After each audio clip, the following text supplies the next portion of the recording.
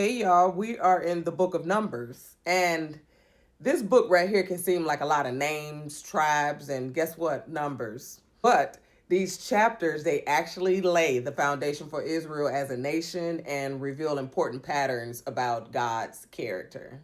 Before we get into the census, it's important to remember where these tribes came from. The 12 tribes of Israel descended from the sons of Jacob. And remember, Jacob was the grandson of Abraham in Genesis chapter 32, verse 28. God changed Jacob's name to Israel, and that's why throughout the Bible, God's people are often called the children of Israel or the Israelites.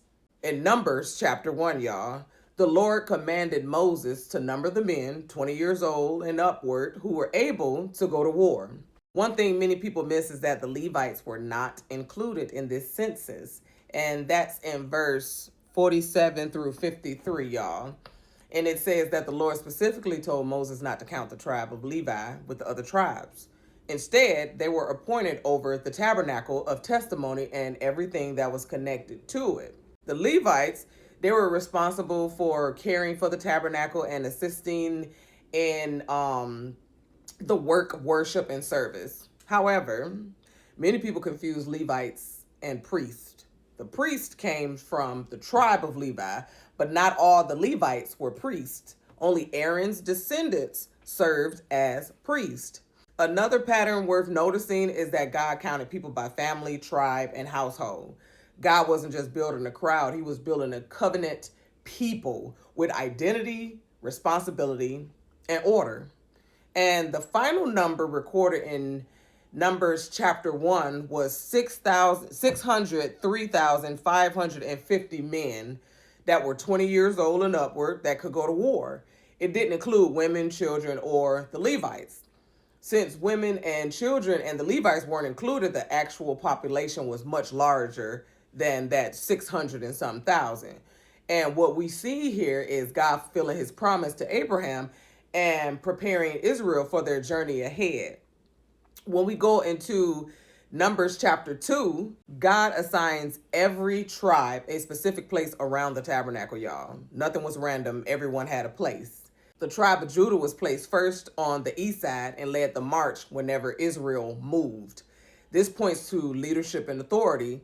And it's also interesting that Judah wasn't the firstborn, y'all. Reuben was. Yet, Judah was given the position of leadership. And throughout scripture, we repeatedly see that God's purpose aren't determined merely by birth order or human expectations, but by his sovereign plan. Later on, y'all, King David would come from the tribe of Judah. More importantly, Jesus Christ will come through the tribe of Judah. Revelations chapter 5, verse 5 calls him the Lion of the tribe of Judah. And another detail that could possibly be easily overlooked is the placement of Reuben in verse 10 through 16. Reuben was Jacob's firstborn son, but Genesis 35:22 tells us that Reuben slept with Bilhah, which was his father's concubine. And because of this sin, y'all, he lost the privileges and preeminence normally associated with the firstborn. Jacob later addresses this in Genesis 49 when blessing his sons. Even though Reuben was the firstborn, his actions had consequences. It's also worth noting that while Reuben lost preeminence through sin, Judah received leadership. That's a reminder that our choices have consequences, but God's purpose will still move forward. So, moving on, y'all. The Levites, they camped around the tabernacle, placing God's presence at the center of the camp. And the picture was clear. God was to be at the center of Israel's life. The closer someone served near the tabernacle, y'all, the greater the responsibility came. Privilege and responsibility went hand in hand. Now, moving on to chapter 3, talks about the priest. And it also expands the roles of the Levites. God chose them in place of the firstborn males of Israel because the firstborns belonged to him after the Passover in Egypt. The Levites were wholly given to Aaron and his sons for the work of the tabernacle. They were set apart for God's service and assigned specific responsibilities according to God's commands. Now, verse 10, it often raises questions. It says that Aaron and his sons were to keep the priest's office and that any stranger who came near would be put to death.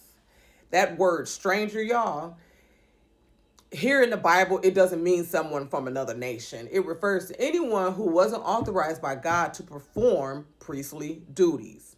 God has specifically appointed Aaron and his sons as priests. This teaches an important principle. God determines how he's approached, not us, not nobody else. This also reminds us that being close to holy thing doesn't automatically mean that somebody is walking rightly with God. Nadab and Abihu, which was Aaron's own sons, they later offered strange fire before the Lord and were judged and killed because they approached God contrary to his instructions. Y'all remember that. So several patterns emerged throughout chapter 3 in Numbers. First, God is a God of order.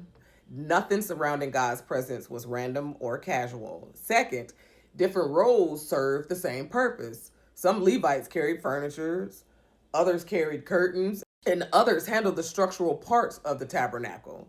Different assignments, but we're all serving the same God and supporting the same work. Doesn't matter whether it's noticeable or unnoticeable.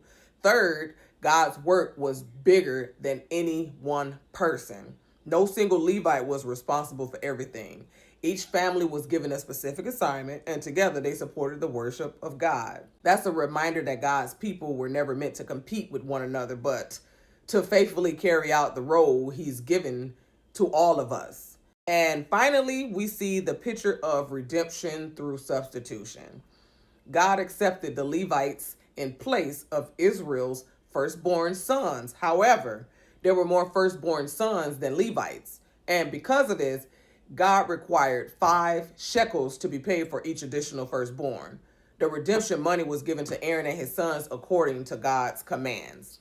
This also points forward to Jesus Christ, y'all. A substitute was accepted and a price was paid so that others could be redeemed, which is us. And ultimately, Jesus paid the debt we could never pay ourselves. So Numbers 1, chapter 1 through 3 begins with census records and tribal arrangements. But beneath the surface, they reveal God's faithfulness, God's order, his holiness, and his plan of redemption. Every tribe had a place, every person had a purpose, and at the center of it was the presence of God. And y'all keep in mind, there's more to these chapters. The 12 sons of Jacob, it breaks down the numbering of each individuals, and it also tells who was on the north side, south side, west side. Each son, each tribe had, like Reuben, he had 46,500. Simeon had 59,300. But that's all in the book for you all to read. I didn't do it in this description because it would have bungled together like a whole bunch of numbers and may have confused some, even though it's in the Bible itself. And there's more to what people did, like the Merarites. They cared for boards, pillars, socket bars. It breaks it down even deeper in scripture, but I'm just giving you all an overview of the chapter.